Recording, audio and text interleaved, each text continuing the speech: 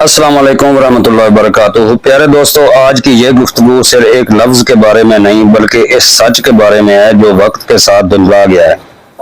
آج میں آپ دوستوں کو بتاؤں گا کہ سنیاسی آخر ہوتا کیا ہے۔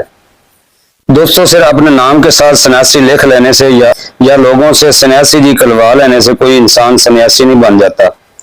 سنیاسی بننے کے لیے سنیاس لینا پڑتا ہے، اور سنیاس صرف لباس بدلنے کا نام نہیں، یہ اپنی خواہشات، آرام، رشتوں اور دنیاوی لالچ سے ایک جنگ کا نام ہے۔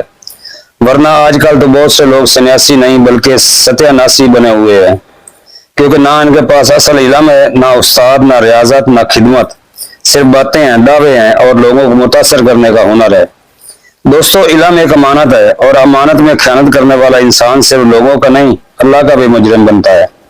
اگر آپ ایک بوٹی کا غلط نام بتاتے ہو، اگر آپ کسی دوا کی غلط پہچان کرواتے ہو، اگر آپ گوگل سے آدھی باتیں پڑھ کر لوگوں کو حکمت سکھانے لگ جاتے ہو، تو یاد رکھو، آپ صرف انسان کو غلط راستے نہیں دکھا رہے بلکہ وہ غلطی نسلوں تک آگے جاتی ہے۔ آج ایک شخص غلط نام سیکھے گا، کل وہی آگے 10 لوگوں کو غلط سکھائے گا، پھر وہ 10 لوگوں 100 لوگوں کو، اور یوں آپ کا غلط علم قیامت تک پھیلتا رہے گا۔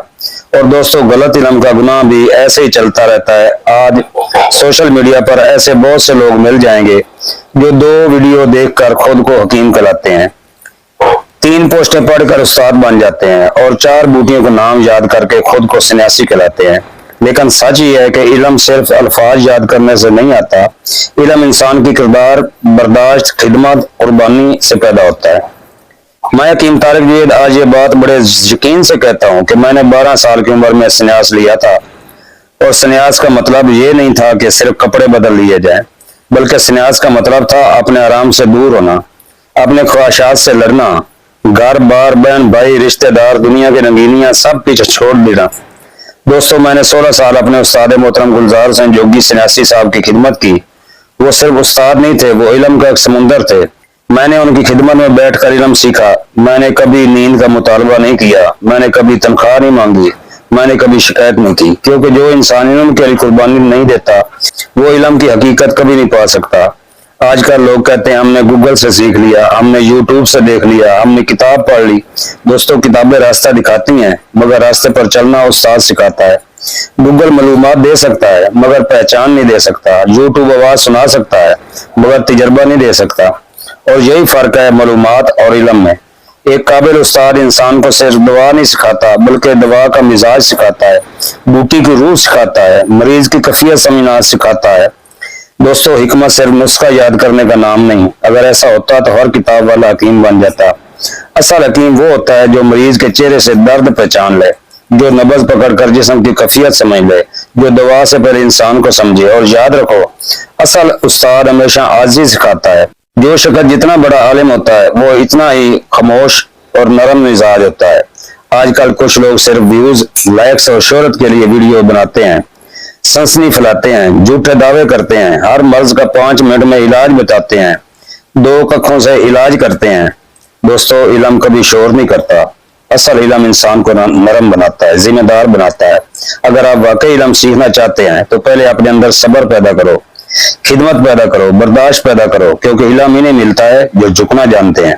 میں یہ بات کسی کو نیچا دکھانے کے لیے نہیں کر رہا، میں صرف سچ کہہ رہا ہوں۔ بہت سے دوست میری ان باتوں پر ناراض بھی ہوں گے، کچھ کہیں گے کہ یہ سخت باتیں ہیں، لیکن دوستو، زخم پر مرہم لگانے سے پہلے کبھی کبھی سچ کی چبھن بھی ضرور ہوتی ہے۔ اگر ہم نے آج اصل علم اور نقلی علم میں فرق نہ کیا تو آنے والی نسلیں صرف نام کے حکیم رہ جائیں گے۔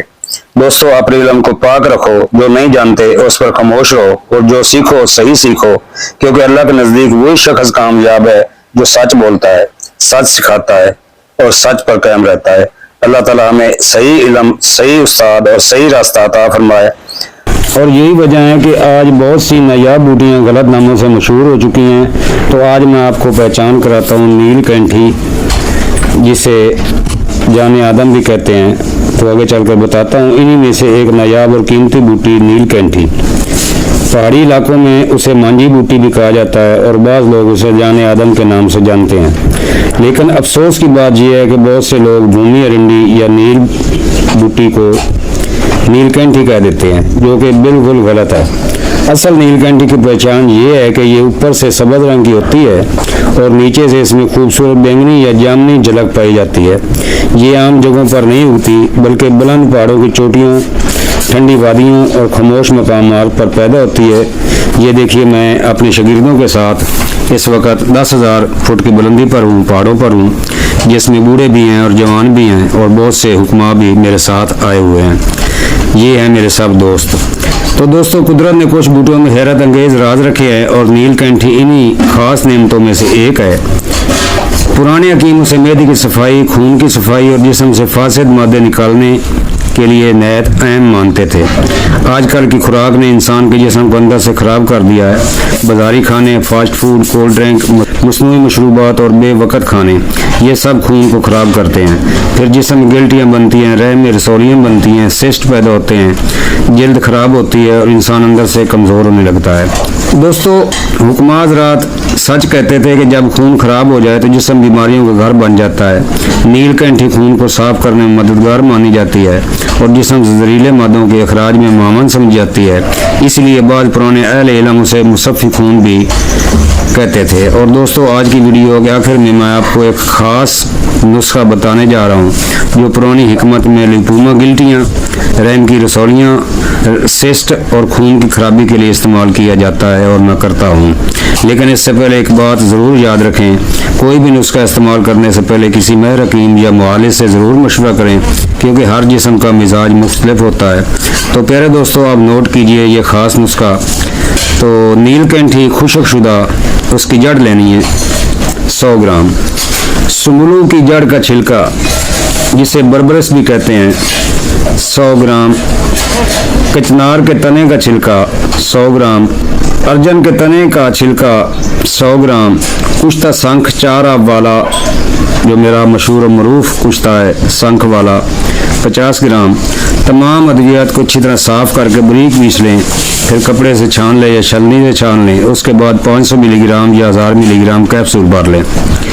हर जिस्म को देखकर तशखीस करके आप 1000 ग्राम या 500 मिलीग्राम इस्तेमाल करवा सकते हैं। इस्तेमाल का तरीका, सुबह और शाम एक कैप्सूल खाने के 1.5-2 घंटे बाद पानी नीम गर्म के साथ। परहेज़ इस नुस्खे सबसे अहम हिस्सा है। अगर परहेज़ ना किया जाए तो बेहतरीन दवाई भी मुकम्मल फ़ायदा नहीं देती। परहेज़ में ये चीज़ें ज़रूर छोड़ दें: bakery item, fast food, broiler मुर्गी, ब्रायलर अंडे, कोल्ड ड्रिंक, बाजारी मशरूबात, चावल और हर किस्म की बादिशा।